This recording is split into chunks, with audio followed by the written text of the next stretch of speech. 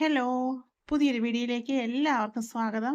അപ്പോൾ ഇന്ന് നമ്മൾ ഉണ്ടാക്കാൻ പോകുന്ന അപ്പത്തിൻ്റെ കൂടെയും പുട്ടിൻ്റെ കൂടെയും നൂൽപുട്ടിൻ്റെ കൂടെ എന്തിൻ്റെ കൂടെ വേണമെങ്കിലും കഴിക്കാൻ പറ്റിയ നല്ല അടിപൊളി കടലക്കറി നമുക്ക് പെട്ടെന്ന് തന്നെ തയ്യാറാക്കിയെടുക്കാം. ആദ്യം ഒരു കുക്കർ എടുക്കാം. കുക്കറിലേക്ക് നമുക്ക് കുതിർത്ത് വെച്ചേക്കുന്ന കടലയാണ്. അപ്പോൾ ഞാൻ വൈകുന്നേരം കുതിർത്ത് വെച്ച് രാവിലെയാണ് ഉണ്ടാക്കുന്നത്.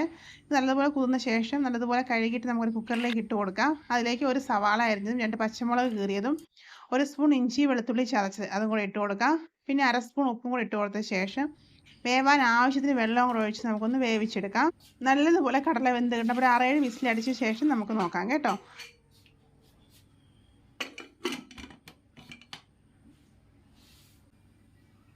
ഇനി നമുക്കൊരു പാൻ അടുപ്പിലോട്ട് വെച്ച് കൊടുക്കാം. അതിലേക്കൊരു 3 സ്പൂൺ തേങ്ങ, 1/2 സ്പൂൺ പെരുംജീരകം, ഒരു കഷ്ണം പട്ട, 2 ഏലക്ക, 1 ഗ്രാമ്പു. ഇത് ഇത്രയും നമുക്കൊന്ന് വറുത്തെടുക്കണം കരിഞ്ഞു പോകാതെ.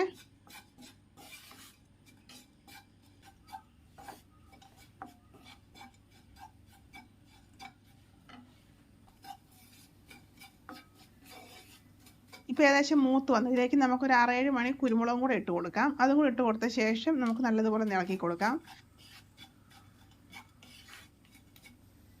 ഇനി നമ്മളിതിലേക്ക് പൊടികൾ ചേർത്ത് കൊടുക്കാം. 1/4 ടീസ്പൂൺ മഞ്ഞൾപ്പൊടി, ഒരു ചെറിയ സ്പൂൺ മല്ലിപ്പൊടി, അതുപോലെ തന്നെ ചെറിയ സ്പൂൺ കശ്മീരി മുളക് പൊടി. ഇത് ഇത്രയും ചേർത്ത് കൊടുത്ത ശേഷം വീണ്ടും നല്ലതുപോലെ മൂപ്പിക്കാം. മസാല കരിഞ്ഞു പോകാതെ തന്നെ മൂപ്പിച്ചെടുക്കണേ.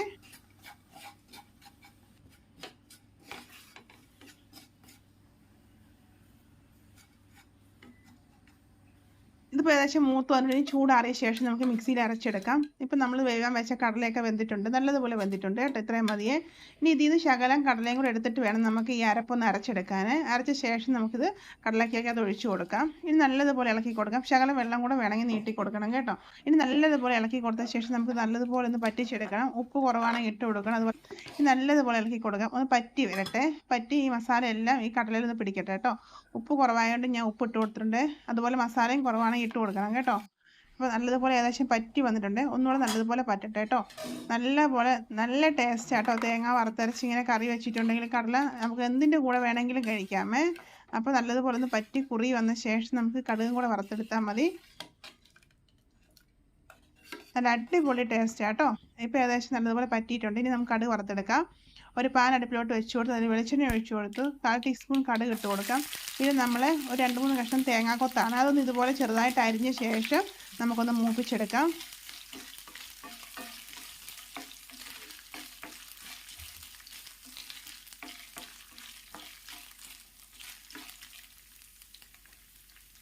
ഇനി നമുക്കിതിലേക്ക് 2 ഉണക്കമുളകും കൂടെ ഒന്ന് പൊട്ടിച്ചിട്ട് കൊടുക്കാം കേട്ടോ. എന്നിട്ട് വീണ്ടും നമുക്ക് ഇളക്കി കൊടുക്കാമേ. ഇനി നമ്മളിതിലേക്ക് ചേർത്ത് കൊടുക്കുന്ന ചുമന്നുള്ളിയാണ്. ഒരു 3-4 ചുമന്നുള്ളി ചെറുതായിട്ട് ഇതുപോലെ വട്ടത്തി അരിഞ്ഞിട്ട് ഇട്ട് കൊടുക്കാം. ഇനി അത് നമുക്ക് വീണ്ടും ഇളക്കി കൊടുക്കാം. അതൊന്ന് മൂത്ത് വന്ന ശേഷം നമുക്ക് കരിയാപ്പില ഇട്ട് കൊടുക്കാമേ.